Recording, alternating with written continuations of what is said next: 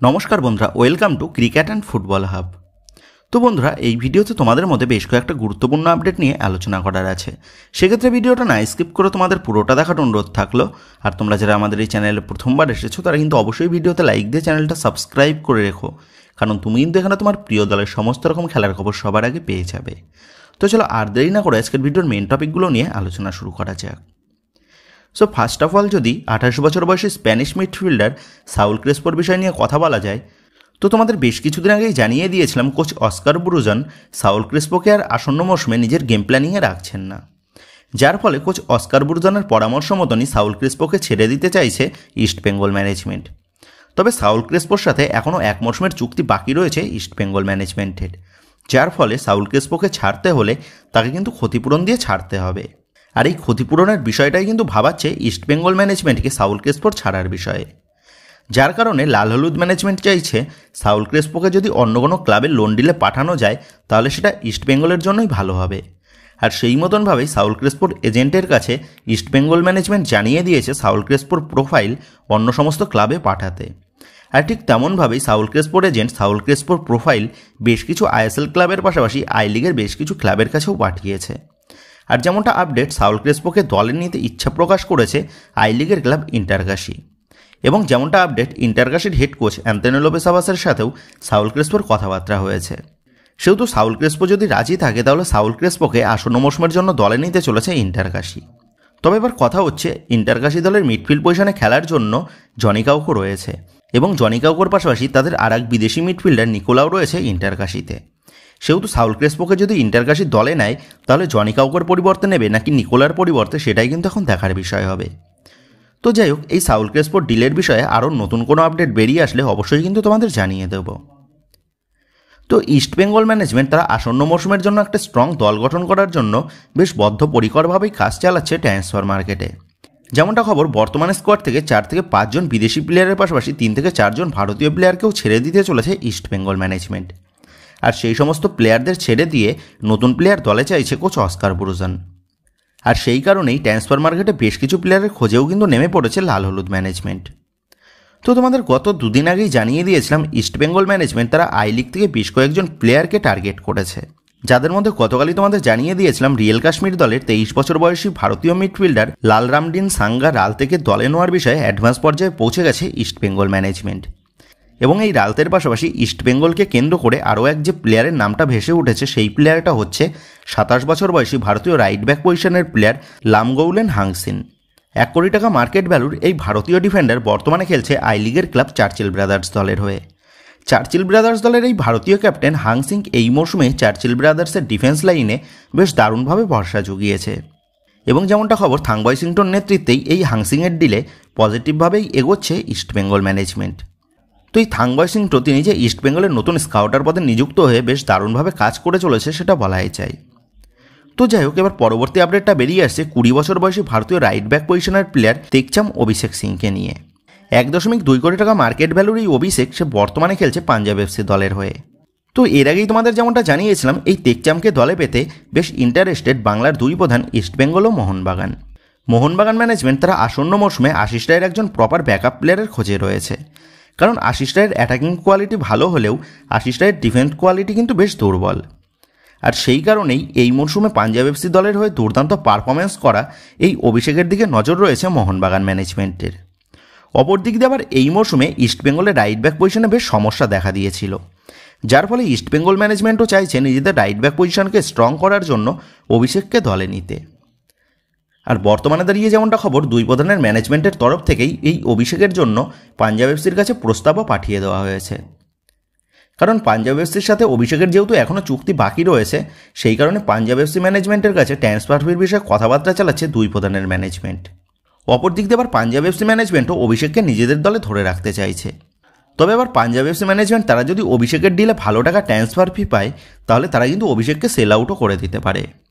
সেক্ষেত্রে এখন এটাই দেখার বিষয় হবে দুই প্রধানের মধ্যে কোন প্রধান অভিষেকের ডিলে ভালো অফার দিয়ে অভিষেককে নিজেদের দলে টানতে সক্ষম হয়।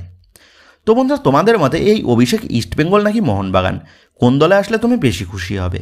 এই বিষয়ে তোমাদের মতামতটা অবশ্যই নিচে কমেন্ট করে জানিয়ে দিও।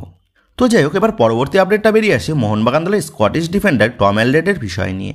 তো গতকাল সকালের ভিডিওতেই তোমাদের জানিয়ে দিয়েছিলাম টম অ্যালরেডের কাছে মোহনবাগান ম্যানেজমেন্ট একটা কন্ট্রাক্ট এক্সটেনশনের প্রস্তাব পাঠিয়েছে।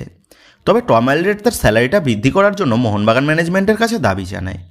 অপর দিক দিয়ে আবার মোহনবাগান ম্যানেজমেন্ট চাইছিল যদি টম অ্যালরেডের চাওয়া স্যালারির মধ্যে নতুন কোনো কম বয়স্ক বিদেশিকে আনা যায়, তাহলে টম অ্যালরেডকে ছেড়ে দিয়ে সেই নতুন বিদেশিকে দলে চূড়ান্ত করবে বাগান ম্যানেজমেন্ট।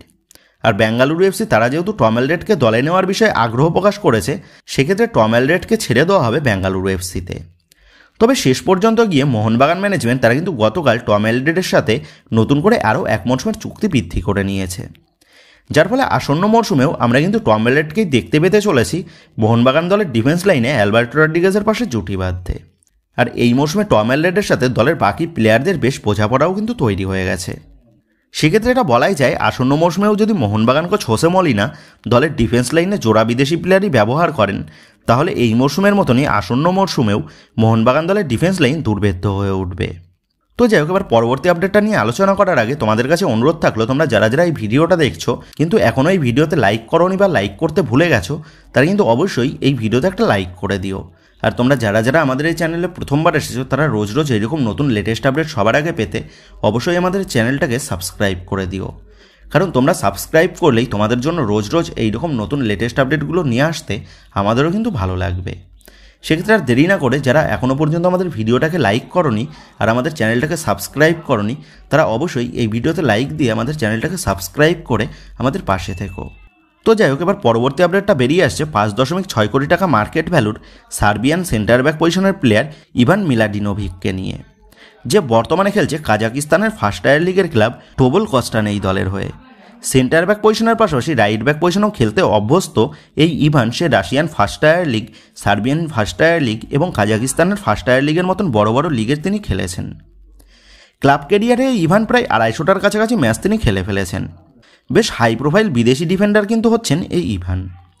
বর্তমানে দাঁড়িয়ে যেমনটা খবর জানা গেছে, ইস্টবেঙ্গল ম্যানেজমেন্টের নজরে রয়েছে এই ইভান মিলাডিনোভিক। তবে ইস্টবেঙ্গলের সাথে এই ইভানের বিষয়টা কিন্তু এখনও পর্যন্ত প্রাথমিক পর্যায়েই রয়েছে। তো ইভানের সাথে তার বর্তমান ক্লাবের এই ডিসেম্বর মাসেই চুক্তি শেষ হয়ে যাচ্ছে।